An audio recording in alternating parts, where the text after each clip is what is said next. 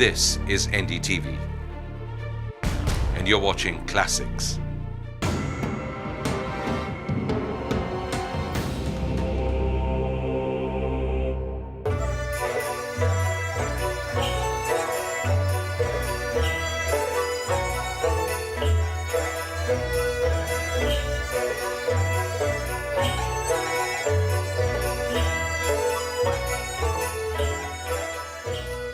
Behind me is the city of Lhasa, the capital of Tibet. The region most recently came into the world's attention when clashes between Tibetan monks and Chinese forces escalated into violence here.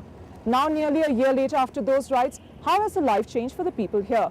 As the first Indian television channel in Lhasa after last year's incidents, we attempt to find out just that.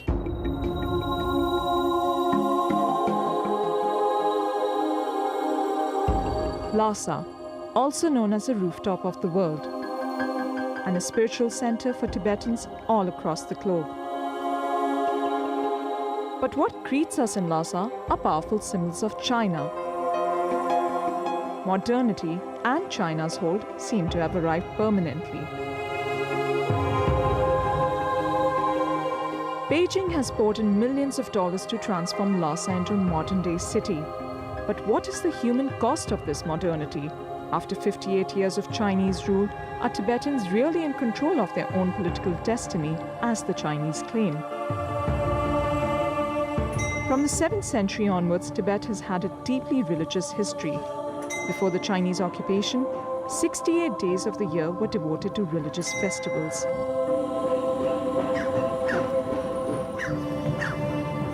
Walking along the magnificent walls of the Potala Palace, built in the 7th century and the one-time winter residence of the Dalai Lama, Tibet's highest spiritual leader, it's hard to imagine that this is where Tibet's troubles all began. Before 1951, the Dalai Lama, seen as a reincarnation of God, ruled this Buddhist nation. The Chinese had their eyes on the tiny Himalayan kingdom since the early 50s. But it was only in 1959 that the Chinese army crushed the Tibetan government's attempts to self-determination with a brutal invasion. The Tibetan army, comprising of monks and aristocrats, were no match for the might of the Chinese army. The Potala Palace was set on fire, and after 3 days, Lhasa fell. China soon started a concerted campaign to destroy Buddhist culture. The Dalai Lama was forced to escape to India, where he was granted political asylum. 80,000 refugees crossed the Indo-Nepal border to join him at Dharamsala, better known as Little Lhasa, where the Tibetan government in exile continues to operate from. Could some Tibetan monks in Lhasa still be secret supporters of the Dalai Lama? Could they be working towards Tibetan independence? Beijing's fear is so great that being found with just a photograph of the Dalai Lama in your possession in Tibet could land you in jail. No picture of Dalai Lama? Is that no picture? No picture? Why? The standard reply in a system which treats Tibetans as minorities in their own homeland. The Potala Palace witnessed not only the first bloody uprising of the Tibetan people, but also the latest. March 14, 2008 was a watershed moment for the people of Tibet. It was here at the central square outside the historic Potala Palace that the biggest protest rally was staged by Tibetan monks who saw the Chinese forces as aggressors against the Tibetan people. This was also the square where many monks were shot at indiscriminately by Chinese forces. In spite of the Chinese, we managed to smuggle a voice recording of a key leader of the March 14 riots. Amdo's testimony was given to us on a mobile chip by another insider, as his life would be in danger if we even visited him.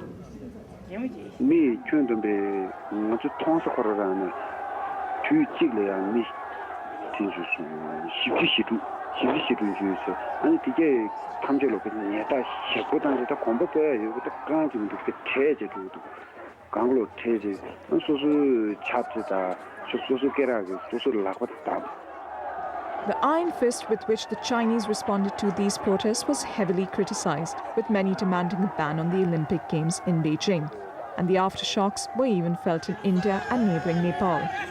China, China, China! The official stance of the Chinese government remained the same. 314事件呢，是极少数不法分子、分裂主义分子在这个就是事件当中，参与了打砸抢烧。那么政府呢依法对这个70多名不法分子予以了依法的处理。 The Chinese flag behind me became a symbol of Tibetan resistance when protesters tore it down right here outside the historic Potala Palace. Incidents such as those of last year's are virtually now impossible, as the Chinese government have deployed heavy armed police forces all around the city. The Chinese have now taken a heavy cue from last year's demonstrations and are now taking no chances as they try to ensure these kind of incidents don't happen again.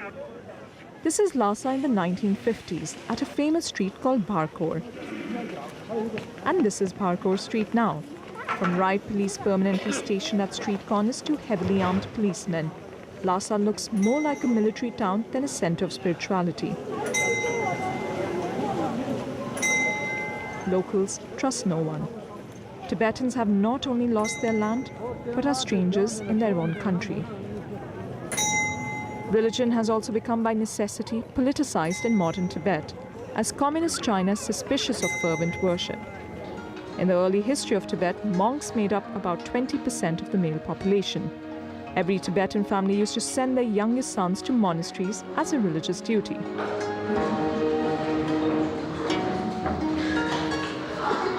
But since the Chinese occupation, it's increasingly difficult to practice Buddhism here.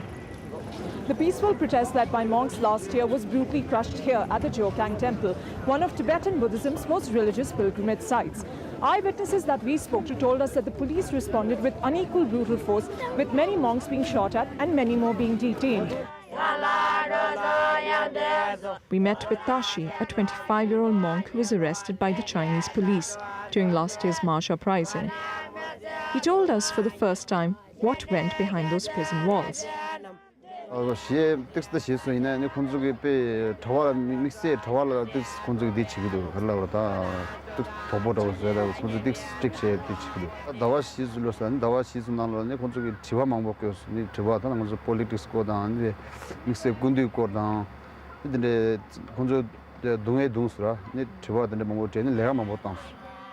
Although Tashi was released after 4 months of constant torture, his other companions were not so fortunate. The tragedy of this now forgotten land finally sinking in.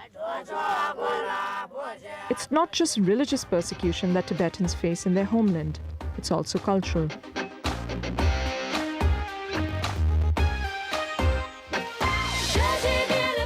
Tibetan television station shows only 1 hour of Tibetan language programming every week.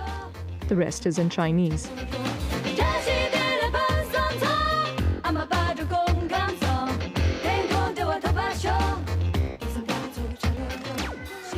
I had heard of the only school on the outskirts of Lhasa which was trying to preserve some of its cultural heritage.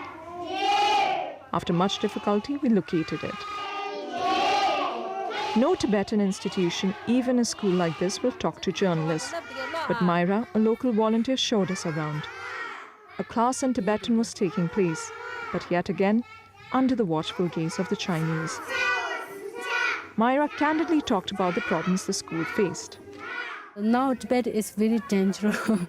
Not like American, like India, they're not free. But here, not free. So they can't talk like that. It's very, yeah. When I asked her how she managed to practice her religion here, her answer was like many others we had spoken to earlier. All Tibetan people, the Dalai Lama, like Buddhists, all in the heart. Yeah, but they don't say that. But in my heart, yeah. Sitting in the shadow of a land once embodying the goodness of the human spirit, the irony of his statement was striking.